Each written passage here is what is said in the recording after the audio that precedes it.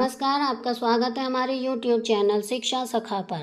आज मैं आपके लिए लेकर आई हूँ सामाजिक विज्ञान कक्षा 8 कार्य पुस्तिका भूगोल का पाठ 6।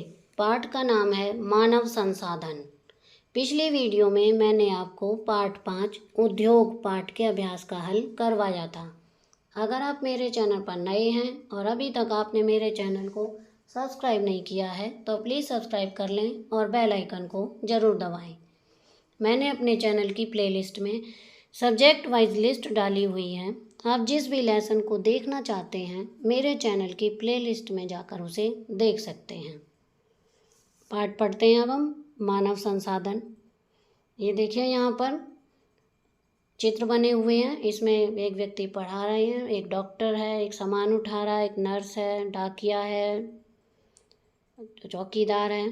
तो अब इसमें है किसी उपयोगी कार्य में लगे हुए सभी मनुष्य मानव संसाधन कहलाते हैं। क्रियाकलाप 1 के जनसंख्या की विशेषताओं द्वारा मानव संसाधन संगठन अभिव्यक्त होता है।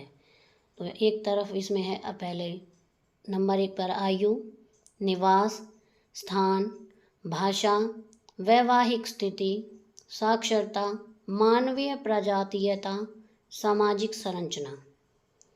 नीचे कुछ कथन दिए गए हैं। इनमें सही कथनों के आगे सही और गलत के आगे गलत का निशान लगाओ। मनुष्य समाज के लिए एक संभाव्य संसाधन है, ये सही है। अनपढ़ व प्रशिक्षणहीन लोगों की उत्पादन में ज़्यादा भागीदारी होती है, ये गलत है। अशिक्षित महिलाएं शिक्षित महिलाओं से ज़्यादा कुशल होती हैं, ये गलत है। निर्धन देशों में मानव संसाधन कम विकसित है, ये सही है। यह स्थलाकृति, जलवायु व मृदा जनसंख्या के वितरण को प्रभावित करने वाले सामाजिक कारक हैं, ये गलत है। खनिज भंडार क्षेत्र जनसंख्या को आकर्षित करते हैं, ये सही है। क्रियाकलाप 2 पंचायत या नगर पालिका या विद्यालय के अध्यापक की सहायता से अपने गांव या शहर की निम्न जानकारी पता करो। जनसंख्या, इसमें आप अपने गांव के हिसाब से लिख सकते हैं। मैंने यहाँ पर लिखा है 6000, कुल पुरुष 3000, कुल महिलाएं 3000, गांव या शहर का कुल घनत्व हो गया 30,000 किलोमीटर प्रति वर्ग। जनसंख्या घनत्व पता करने का सूत्र है कुल जनसंख्या बटे क्षेत्रफल प्रति वर्ग किलोमीटर। अब सूत्र के आधार पर अपने गांव या शहर का औसत घनत्व प्राप्त करो। तो यहाँ पर हम लिखेंगे 6000 बटे 30,000 बराबर काट देंगे तो 1/5 या 0.20 प्रति वर्ग किलोमीटर आएगा। आगे है यह पता करो कि तुम्हारे गांव या शहर की जनसंख्या घनत्व भारत की जनसंख्या घनत्व से कितना कम या अधिक है। इसमें हम लिखेंगे शहर का जनसंख्या घनत्व ज़्यादा है। पुस्तक में जनसंख्या वितरण को प्रभावित करने वाले कारकों का अध्ययन करो एवं अपने परिवार या शहर में जनसंख्या वितरण के कौन से कारक प्रभावित करते हैं उन्हें पहचान कर लिखो। इसमें हम लिखेंगे स्थलाकृति, जलवायु, मृदा, जल, खनिज, आर्थिक कारक, सांस्कृतिक और सामाजिक कारक।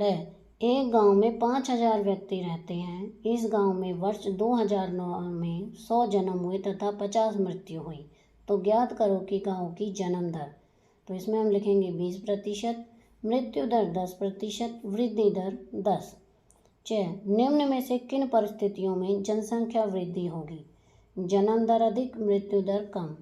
दूसरा है जन्म दर कम, मृत्यु दर अधिक, उत्प्रवासी अधिक, अप्रवासी अधिक, परिवार में बच्चों की संख्या अधिक और महामारी का फैलना। तो इसमें आएंगे पहला, चौथा और पांचवा। इन पर मैंने निशान लगाया हुआ है। चित्र में दिए गए भारत व जापान के पिरामिड का अध्ययन कीजिए और निम्न प्रश्नों के उत्तर दीजिए। तो यहाँ पर देखिए ये पहला है पिरामिड भारत का और दूसरा है जापान का। किस देश में जन्म दर अधिक है। इसमें हम लिखेंगे भारत में। किस देश में युवा वर्ग अधिक है? भारत में। स, किस देश में बच्चों की जनसंख्या अधिक है? भारत में। द, किस देश में भविष्य में युवा शक्ति में वृद्धि होगी? इसमें हम लिखेंगे भारत में। यह वृद्ध आश्रित लोग किस में अधिक हैं और इसका क्या प्रभाव होगा? इसमें हम लिखेंगे जापान में इसका प्रभाव यह होगा कि भविष्य में वृद्ध आश्रितों की संख्या बढ़ जाएगी और युवकों व बच्चों की संख्या कम हो जाएगी। है, एक आदर्श पिरामिड की कल्पना कर चित्र बनाओ। तो यहाँ पर आप इसी तरह से पिछले पेज में जो दिया गया उस तरह से आप यहाँ पर पिरामिड बना सकते हैं। क्रियाकलाप 4 क्या? नीचे दिए गए मानचित्र को देखो और बताओ। ये मानचित्र है हमारे देश का।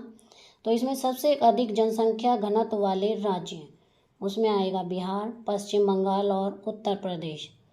कम जनसंख्या घनत्व वाले राज्य, इसमें आएगा अरुणाचल प्रदेश, राजस्थान और जम्मू कश्मीर। अधिक वाले में है पंजाब, हरियाणा, गोवा और केरल। कम वाले में है मणिपुर, मेघालय, हिमाचल प्रदेश और मिजोरम। खैर, तालिका में दिए गई आयु वर्गों के सामने आयु वर्ग का नाम लिखो।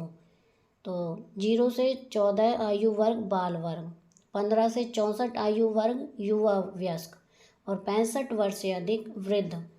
गए उपरोक्त तालिका के आधार पर बताओ कि कौन सा आयु वर्ग किस देश के विकास में ज़्यादा योगदान देता है और क्यों। इसमें हम लिखेंगे 15 से 64 आयु वर्ग। 15 से 64 आयु वर्ग के लोग देश के विकास में ज़्यादा योगदान देते हैं, क्योंकि इस उम्र के लोगों में ही कुछ सीखने की, कुछ पाने की ललक या चाहत होती है। इसे पाने के लिए वे पूरे जोश के साथ काम करते हैं, जिससे देश तरक्की करता है। तो यहाँ पर ये हमारा पार्ट 6 का अभ्यास का कार्य पूरा हो गया है। इसके साथ ही हमारा ये भूगोल का भी काम पूरे ये सिलेबस पूरा हो गया है। तो आपको मेरी ये वीडियो कैसी लगी मुझे कमेंट करके ज़रूर बताएं। प्लीज़ मेरे चैनल को लाइक करें, शेयर करें और सब्सक्राइब करना ना भूलें। Thank you.